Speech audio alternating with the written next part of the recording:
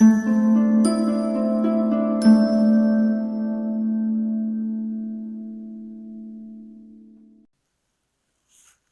let's review the ending ung.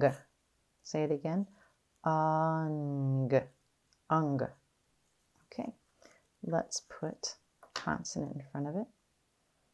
Tap and stretch. Sung. Tap and stretch. Sung. Say it fast. Sung. He sung me a song. Okay.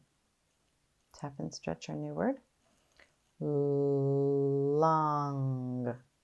Tap and stretch again. Lung. Say it fast. Lung. I have 2 lungs in my body. Tap and stretch. Hung. Tap and stretch again. Hung. Say it fast. Hung. He hung around for a few minutes. All right, let's do some blends. Ready? Stung. Good, let's do it again. Stung. Say it fast. Stung.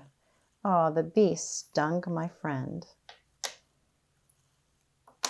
Okay, let's do this other blend. Tap and stretch.